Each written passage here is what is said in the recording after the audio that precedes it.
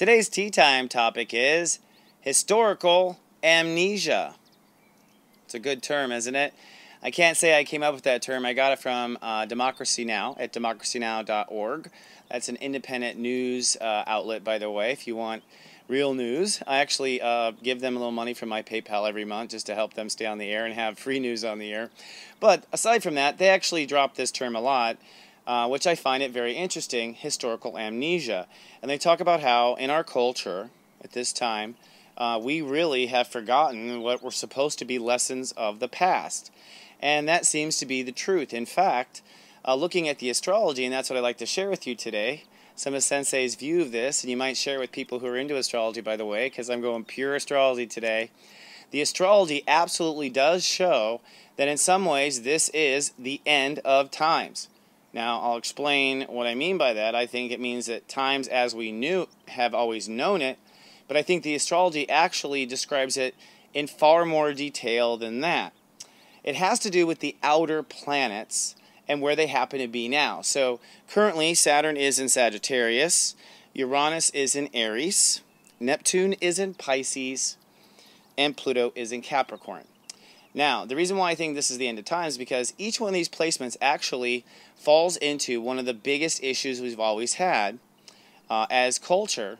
And these big issues, these four big issues, are all happening at the same time right now. And not only are they happening at the same time, but they're looking like they're going to have a collision date as far as the karma of them. And I'm going to give that collision date, which is why I've said I think the story we were born to live is happening now because of this collision. The collision of many of the struggles we have had in consciousness for at least for the last 300 years, all coming up and hitting us at the same time. Let me describe specifically. First, it's Saturn in Sagittarius. Now, Saturn in Sagittarius in the late degrees is a crisis of the culture decides to believe something different. So sometimes cultures decide to believe something different, or they stop believing, or they have to be strong about believing. And as it turns out, two Saturn crises are the stock market crisis that happened, of course, Black Tuesday in October 1929. And then, of course, there was another Saturn and Sagittarius crisis, which was Black Monday, which was October 1987. Both of those financial markets dropped, basically, when Saturn was in Sagittarius, one at 17 degrees, one at the higher 26 degrees. So those are both 8s, by the way. 17 and 26 are both 8. 8 is business, so they both fell at the business volatile degrees.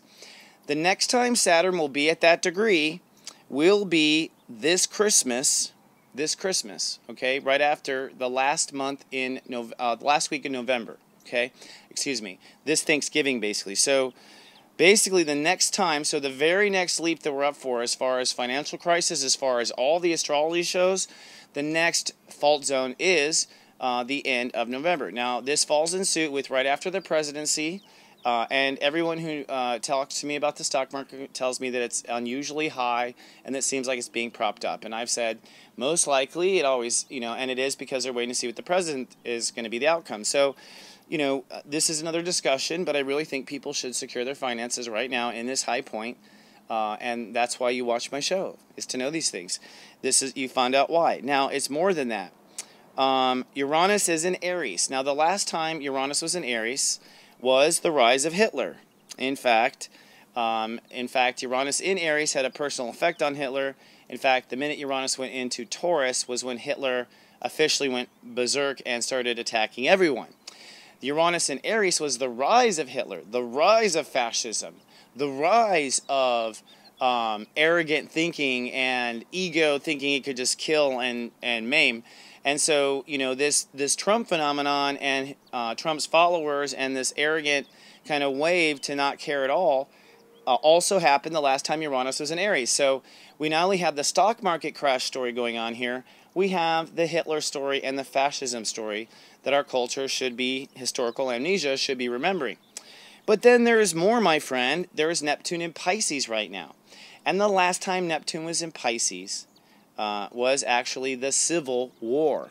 And as you know, the Civil War was racism. And as you well know, Black lives do matter, And part of the reason why that's happening right now, I think, in their culture is because we're in a resurgence of that karma, and it's Neptune back in the place it was in the Civil War when we first started to have compassion. Neptune in Pisces, by the way, is the most deepest compassion. So the Civil War actually happened when Spirit was saying we must be more compassionate now. And of course war, which was horrible, but also the war caused a lot of compassion for the soldiers that died. I mean, all the horrible, unnecessary death, frankly, everywhere. You know, Neptune and Pisces. So Neptune is in Pisces again. Neptune is in Pisces calling for compassion again. And Neptune will reach the point it was in the Civil War in 8 years. Okay? By the way, Uranus will reach the point it was when World War II started in 5 years. So in 5 years, it'll be where World War II started. As you know, Saturn will hit the next Sagittarius point at the end of November. All right? And there's one last one, which is Pluto in Capricorn. Pluto in Capricorn was the birth of our nation, 1776. This was, of course, the Revolutionary War. So Pluto is at the place it was during the Revolutionary War. Uranus is in the place of World War II. Neptune is in the place of the Civil War. And Saturn is ready to have a crash in the stock market. Am I worried? No. I just want to say right now, because I believe, and you agree, we were all born to be at the earth in a defining moment. We all, I think, believe that we want to turn towards the head of the age of Aquarius. I knew human beings wouldn't just all of a sudden get up and start evolving themselves. Something would, I knew would push us towards that. In this case, what I'm seeing is this is every major American, at least karmic issue, coming up at the exact same time. And you could say Armageddon. I say no, reconstruction. We're going to end up having to reconstruct ourselves, perhaps even a second constitutional or third constitutional convention. Or would it be the fourth? I think it's maybe the fourth, third. There's a second major. There's many conventions, actually. There's 2 constitutions, you remember.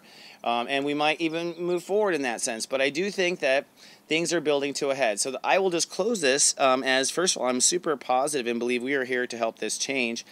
The point where we had in American Revolution, we are 7 years away from. So basically, as all these collide, the first things that begin to happen really is the end of this year with the stock market or our belief structure collapsing. And the belief structure collapsing could just be the people, whoever loses, will be half of the country collapsing. So if Hillary people lose, they'll be like, oh my God, everything I believe in is over. If the Trump people lose, they'll be, oh God, everything I believe is over. This is the instability of the crash anyways, at least from a social situation, will be Saturn and Sag. It's us now having to decide and go in a different direction. But really, when things start to get where we all must have things prepared, is 2021. That seems to be, which would be if Hillary or Trump were elected now, that would be a year into their second term or the next president's term. But that is when all the planets are really not looking very healthy, and it looks like we are seriously thinking about evolving. All right. Now, I'll say just last, not to be negative, I believe we're all here to make this all happen. I believe we're all here to make this all work. I believe we are the wise generation that will now help resculpt humanity towards what it needs to be in the love and in the light. Another discussion for another time.